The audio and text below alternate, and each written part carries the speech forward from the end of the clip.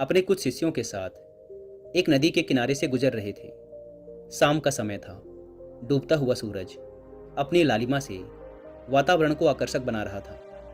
बुद्ध ने देखा कि कुछ बच्चे नदी के किनारे पड़ी गीली मिट्टी से छोटे छोटे घर बना रहे थे। वो बच्चे इतने प्रसन्न थे कि जैसे उन्हें सब कुछ मिल गया हो।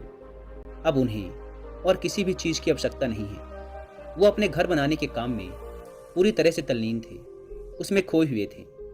यह देख बुद्ध और उनके शिष्य वहीं खड़े होकर बच्चों के इस खेल को देखने लगे। तभी थोड़ी देर बाद एक बच्चे का पैर दूसरे बच्चे के बनाए हुए घर से टकरा गया और उसके मिट्टी के घर का आकार बिगड़ गया। इस पर वह दूसरा बच्चा चिल्लाया, तुमने यह क्या कर दिया? तुम्हें पता है मैंने इसे कितनी मेहनत से बनाया था? आज के बाद तुम मेरे मित्र नहीं हो, तुम्हारी और मेरी मित्रता खत्म। इसके बाद वह दूसरा बच्चा अपना घर बनाने लगता है। थोड़ी देर बाद उन बच्चों की माताएं आती हैं जो कि नदी में कपड़े धो रही थी और आकर कहती हैं, चलो बच्चों, अब शाम हो गई, इसलिए अब घर चलो। इतना सुनते ही वो सारे बच्चे अपने बनाए हुए मिट्टी के घरों पर कूद कूद कर उन्हें तोड़ने लगे। वो सारे खुशी से चिल्ला रहे थे और मिट्टी के घरों पर कूद रहे थे। जो बच्चे थोड़ी देर पहले तक मेरा घर तेरा घर कर रहे थे, उनमें से अब किसी को भी इस बात की सुध नहीं थी कि कौन किसका घर तोड़ रहा है। थोड़ी देर तक उछल कूद करने के बाद वो बच्चे एक दूसरे के कंधों पर हाथ रखे मस्ती मजाक करते हुए वहां से चले गए।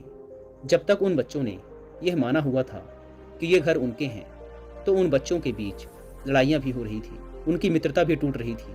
लेकिन जैसे ही बच्चों को पता चला कि रात होने वाली है और अब उनके असली घर जाने का समय आ चुका है, तो बच्चों का मिट्टी के घर के प्रति मोह समाप्त हो गया और उन्होंने खुद ही कूद कूद कर उन्हें तोड़ा और खेलते कूदते अपने घर चले गए। इस घटना को बुद्ध और उनके शिष्य पूरे ध्यान से देख रहे थे, लेकिन जाते हुए बच्चों को देखकर बुद्ध मुस्कुराने लगे।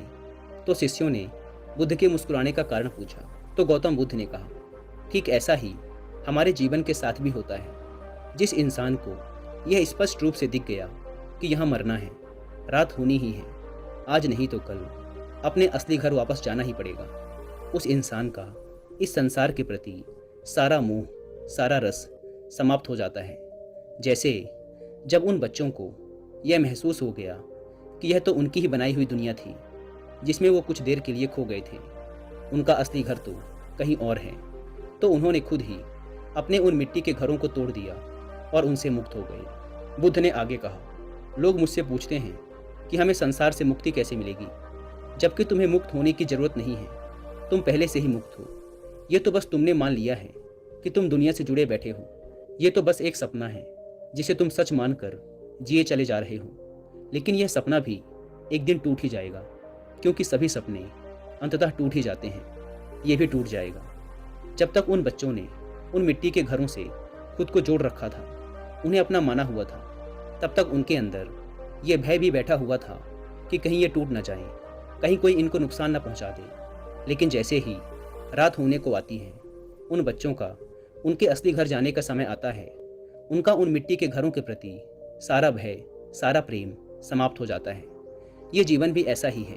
वो सारी चीज़ें जिनके लिए तुम डरे हुए रहते हो, चिंतित रहते हो, जिनसे तुम जुड़ाव महसूस करते हो, वो सब कुछ बस एक सपना है जिसमें तुम जिए चले जा रहे हो, और यह सपना किसी भी क्षण टूट सकता है।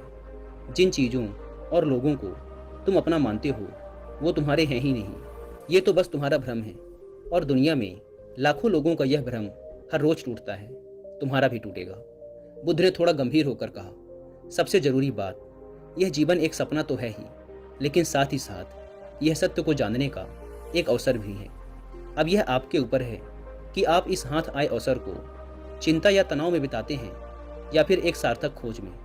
क्योंकि एक बात तो निश्चित है कि हम सभी हर एक पल बीतने के साथ ही अपनी मौत के और करीब पहुंचते जा रहे हैं, और एक ना एक दिन हम सबको उसका सामना करना ही पड़ेगा।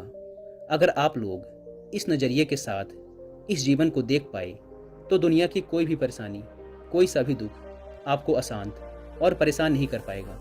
आपके मन के अशांत होने का केवल एक ही कारण है, सत्य को ना देखना। सत्य क्या है कि खुशी और आनंद हमारे ही भीतर है, लेकिन हम उसे बाहर की चीज़ों और दूसरे लोगों में खोजते रहते हैं। और उदास होते रहते हैं। सत्य क्या है कि खुशी उसमें नहीं जो हमें मिलेगा, बल्कि उसमें है जो अभी हमारे पास है। सत्य क्या है कि खुशी कुछ करने या पाने से नहीं मिलती, बल्कि खुश रहना तो हमारा स्वभाव है। सत्य क्या है कि जीवन बीता जा रहा है और हम अभी भी कुछ नहीं कर रहे, बस इसीलिए मन अशांत है।